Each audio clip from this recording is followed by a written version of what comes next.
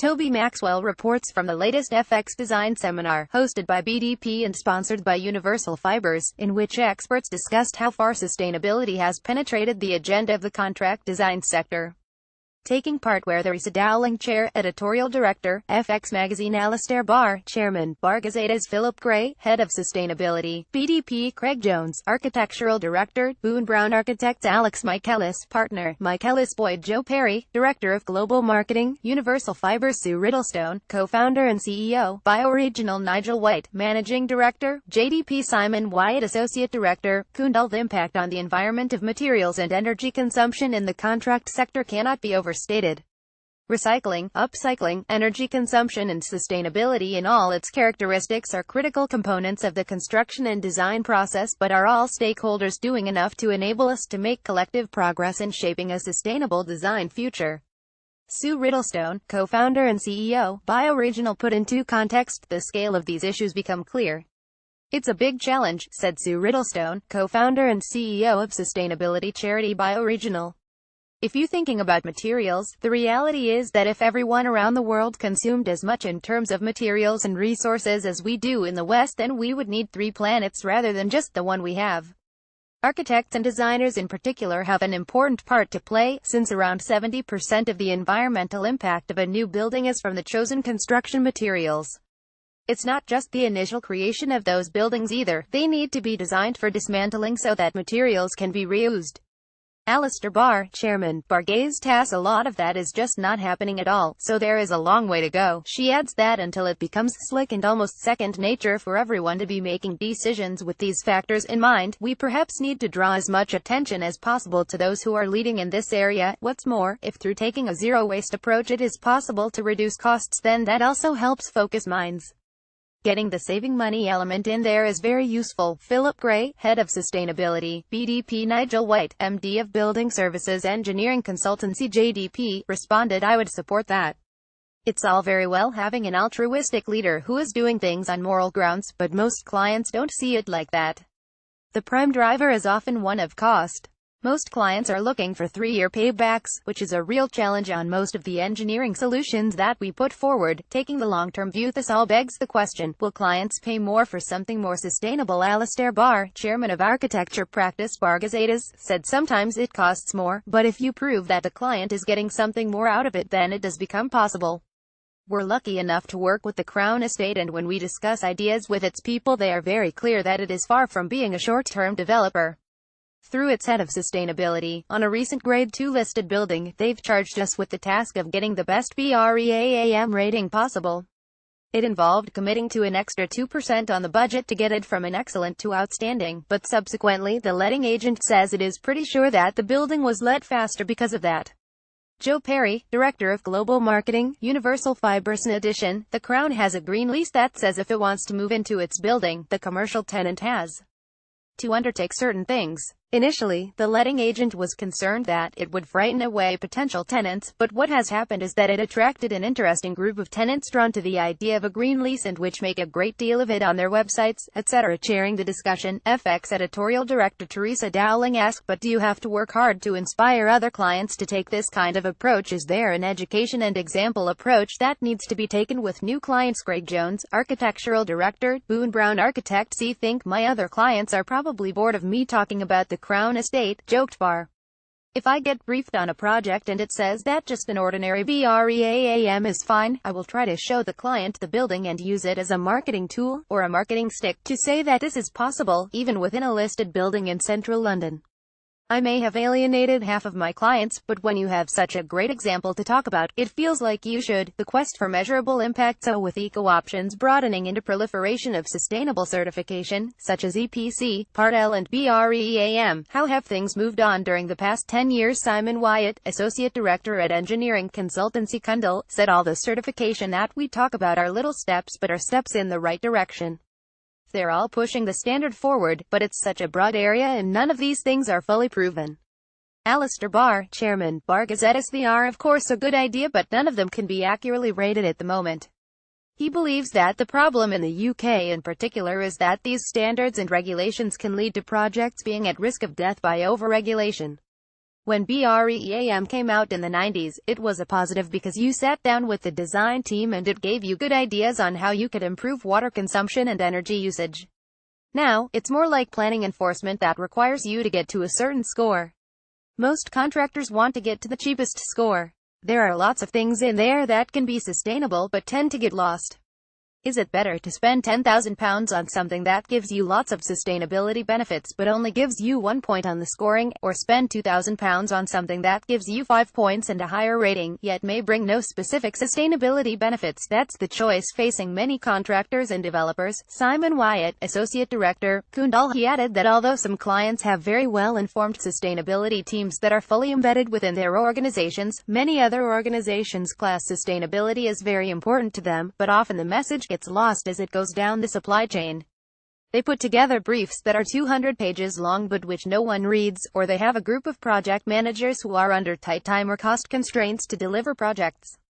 They may want to do the best, but at the end of the day, the key thing for them is to deliver on time and cost. They may not be fulfilling their organization's aspirations, but they are doing their job as best they can. Unless they have clear involvement from the top, it risks getting lost for these reasons. Sustainable design is standard. Alex Michaelis, partner at Michaelis Boyd, said our approach is that we should just be doing it and hardly even having the conversation with the client in terms of detailed information and explanations, because they are busy and can also get bored with such detail. So it's something we take on within the basic fabric of the buildings, almost guerrilla detailing, because the cost difference is very minimal and there are usually bigger issues to take the client's time with.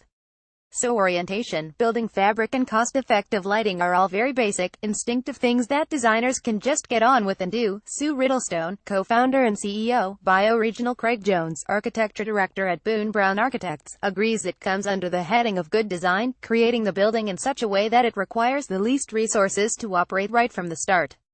It applies no matter whether you're designing in residential or commercial. It's the real starting point, but it also depends on who exactly is the client. Our own market has moved heavily towards residential and bulk housing. Craig Jones, architectural director, Boone Brown Architects. Ultimately, the client is whoever ends up being the people who are going to live there, either renting or purchasing. I'm not sure that they are placing enough commercial pressure on wanting better sustainability, better recycling credentials in what they're buying. Maybe, in London in particular, the product is just too expensive in a market where the threshold is already high enough. If you're conscious about the clothes you wear and you want a certain material for your shirt, for example, or buying organic food, or even the environmental implications of the car that you drive, it seems that the same level of awareness is just not there when it comes to the built environment. So, it means that for a lot of developers there is no one pushing them to do more beyond the basic limit of what they have to provide, and I think that's where the problem is. Bioregional. Sue Riddlestone replied, but it could be used as a commercial advantage. Nigel White, Managing Director, JDP. In our limited development experience, we've found that, if you build a community for sustainable living and you highlight the features of that, which are as much social as to do with energy saving and waste, then the units will sell more quickly than a comparable development nearby. There is some suggestion that an openness to integrating sustainability into projects could be linked to established generational views on the topic. Philip Gray, head of sustainability at Architecture and Design Practice BDP, which hosted the design seminar at its London offices, said the Part 1 and Part 2 architects we see arriving here are far more environmentally savvy than some of the older ones. I look in the recycling bins and there are drinks cans in the compostable bins, and it's not the younger people in the building who are doing that, but it's often the contractors who either don't care or are not in tune with how we operate and the implications of not working with it in terms of landfill tax. I think over the next 10 to 15 years we will see a new generation that will be embracing and demanding these things as standard. Simon Wyatt, Associate Director, Kundal. Riddlestone said it's not just the education of the architect, the engineer or others working within the industry. The biggest impact needs to happen with the client. You might go into a meeting with a client and they may not initially be interested in sustainability, but when you talk about One Planet Living, it is based on 10 wide-ranging principles. You can always find something within it that resonates. When you start talking about social, cultural or health and happiness elements, there is going to be something that they are interested in. Once they buy into that, they become much more open to the process and seeing the benefits of the other parts of it. So, it's about going to clients not with an attempt to enforce these ideas, but getting them on board with the benefits and driving it forward from there. Understanding the benefits there is also the matter of understanding, however, There remains a danger of a muddling of the messages surrounding sustainable design, what it entails and the benefits it can really bring. Mike Ellis said it begs the question, what is sustainability? Every client will have heard 100 different things about what it actually means, and they are often befuddled by so many descriptions and codes. It causes them to switch off altogether as it can be really technical. There really needs to be something written for clients that can help them understand quite quickly what each different type of code represents and what sustainability really is. Philip Gray, head of sustainability, BD Prittlestone, suggested that her own organization's One Planet Living initiative goes some way towards making this whole process that much more accessible. It is a framework for sustainability, based on 10 principles, that look at water, energy and waste but also takes into account happiness, culture and community, equality. It looks at everything and can be used as an overarching framework to include the Code for Sustainable Homes, the World Building Standard, and BREEAM. She said sustainability is basically made up of different building blocks and everyone has different ideas on what they want to do, so using a framework that is completely holistic means they can pick and choose the parts that are best for them. If they just want to focus on minimum levels of energy consumption, then they can do that, but if they want an approach that incorporates the well-being of their staff, then that can be included too in a step-by-step approach. Craig Jones, Architectural Director, Boone Brown Architects. Because it's about people, how they live their lives and what they need, it means that everyone can relate to it more easily just on a human level rather than solely from a professional perspective. How can sustainable initiatives be driven forward? Is it a matter of letting government set the pace for long-term change? Perhaps so, but Alistair Barr believes the industry has to step up its own efforts. In the meantime, I'm bored of waiting for government to take action. As an industry, it's for us to be selling some of these ideas to our clients. If there is a way in which we can say to potential homebuyers, for example, that this new house has comfort and financial benefits from being better insulated and carefully specified in terms of sustainability, and package all that up in a way that is easy to understand, then that would be a great thing. But what of the developer's role for them? Does it all just come down to money? It does ultimately, but it also comes down to what the market wants, said Cundall Simon Wyatt.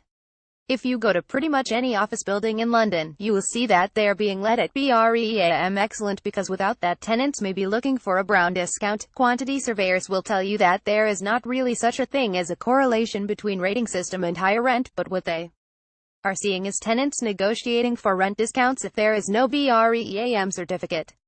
So, it's more of a brown discount than a green premium. There has always been the search for green premiums, but it doesn't seem to work like that. We asked quite a few heads of lettings whether anyone had ever asked about energy consumption of a building before they signed the contract, and the answer was no.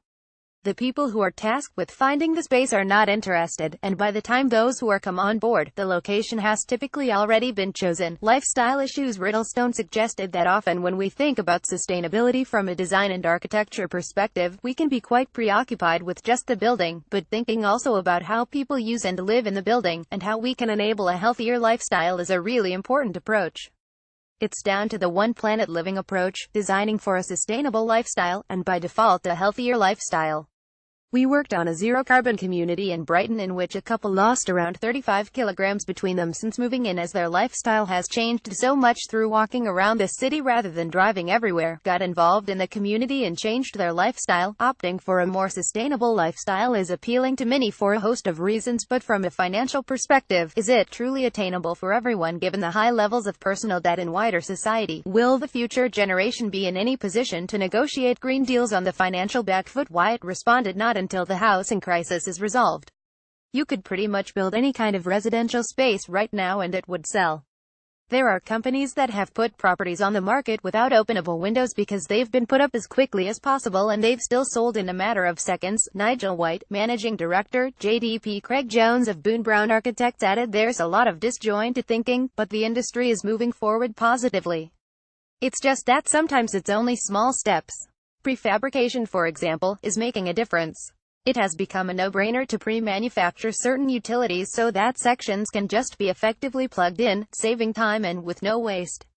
That then leads to modular construction, and I believe the investment in this type of construction has been phenomenal in the UK in past 12 to 18 months. It's still a very small percentage of potential construction overall, but it can only grow as people start to see its benefits. Factory construction and modular techniques can ultimately help to reduce waste. With developing technology and 3D printing, there are plenty of people out there trying to create that first built form using those techniques. A lot is going to happen, and in a short time scale we will see some quite significant advances, but fighting against that right now is the continuing housing crisis and the need to just build. A clearer path taking the guesswork out of the process is also an important factor, said Riddlestone. One thing we've found that makes a difference is giving people toolkits. We've done this with One Planet Living, with the idea being that users can easily access and share knowledge. What is also important though is to ensure that the performance gap on green development is kept to a minimum.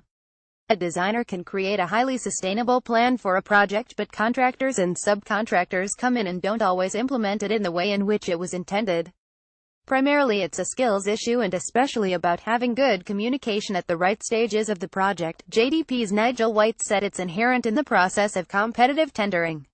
If you're looking for the lowest price, contractors are going to tender for the lowest price, and they're going to look for the lowest price from their subcontractors. Somewhere along the line, someone is going to be cutting corners to get that price down. BDP's Philip Gray said it has been a problem over a number of years on projects where the designer hands the project over to the construction teams and then never get to see it again. There is a real oversight here in not having the designer go back to check that things are working as originally planned. As designers, we can propose all sorts of snazzy and innovative solutions, but often never get to see if they were fully implemented or used as we expected them to be used. It's a fundamental flaw within the construction process that there are these two separate and distinct aspects of design and build, Cundall's Simon Wyatt, saying that the Soft Landings Framework, a joint initiative of the Building Services Research and Information Association BSRIA and the Usable Buildings Trust UBT to help smooth the transition into use for new buildings, outlines how this could work. Asked why aren't we using it, why isn't it embedded? For some reason people are not using it as widely as they could, but it has great potential. Sue Riddlestone replied, we have come up with our own version of this, called BEPIT Building Energy Performance Improvement Toolkit, which is actually a very simple intervention that could save a lot of the time and expense involved in snagging.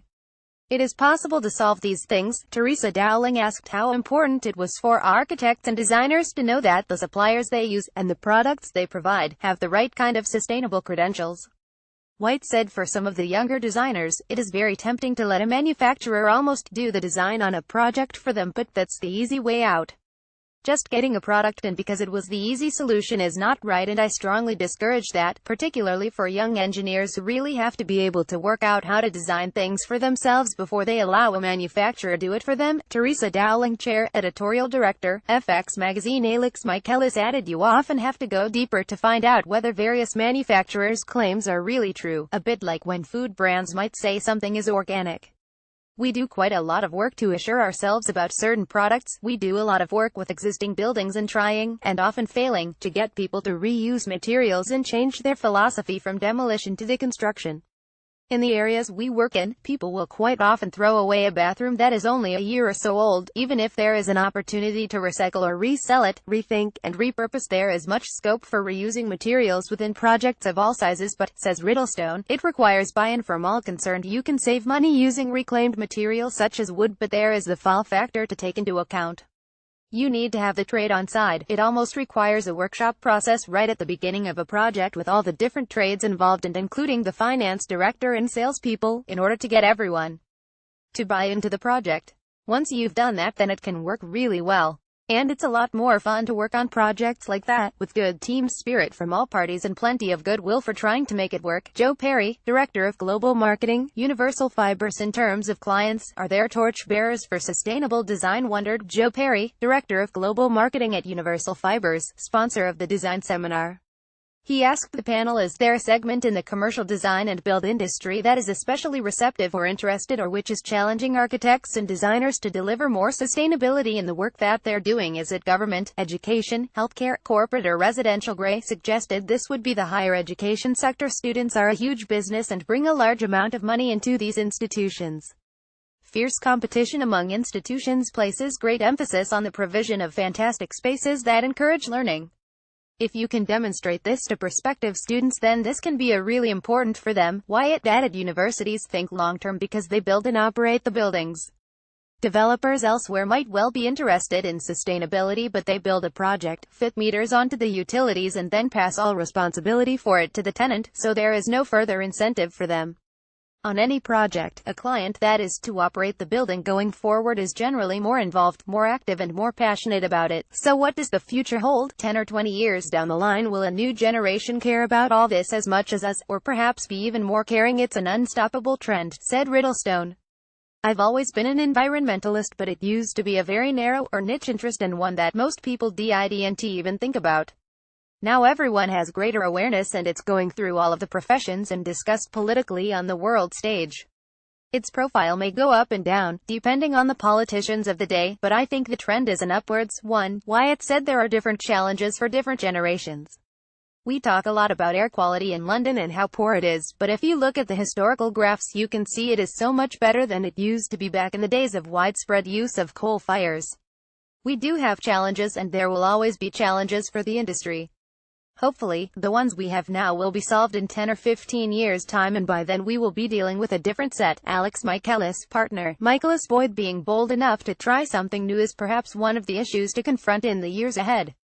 Sometimes, one of the biggest obstacles to overcome is getting the client on board to try something new. Alistair Barr said that paint manufacturer Dulux had developed a system for processing the old unused paint that lurks in almost every school, college and university. The resulting paint is then about 80% recycled, albeit with a restricted choice of colors. Ours was one of the first projects to use this paint, said Barr. I think within our industry we have a role to play in encouraging these sorts of innovations. Many clients are scared to be the first to try something, but if you have a client that is open to new ideas, then we should be pushing that.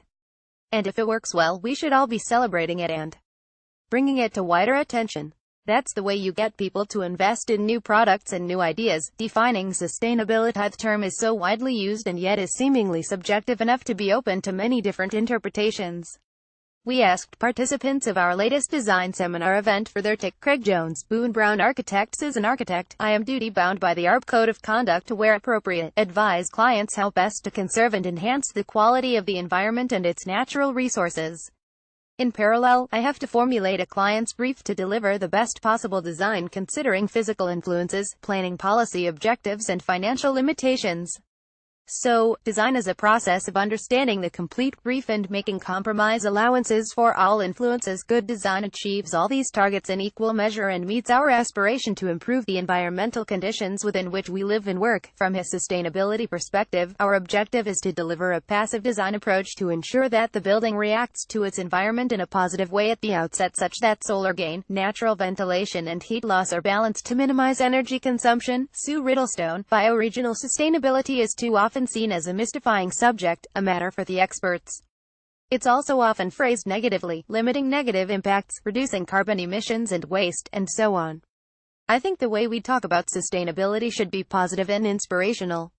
It should be about all of us being able to live happy, healthy lives, within the means of our one planet, and with space left for wildlife and wilderness.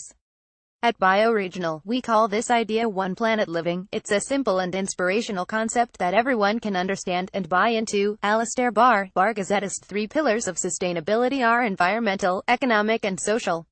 Just designing environmentally efficient buildings is not enough, and I want all our projects to begin with a discussion of how to create great places. As designers, we should always be making places where people want to live, work and play. I want to create social spaces for homes, office or leisure and mixed-use schemes. That way many health and well-being benefits can flow from the project to reinforce the environmental and economic achievements. Simon Wyatt. Kundal. In my lifetime, I have been lucky enough to see many of the natural wonders of this planet. Sustainability to me is being able to preserve and protect it for my daughter to enjoy when she is old enough.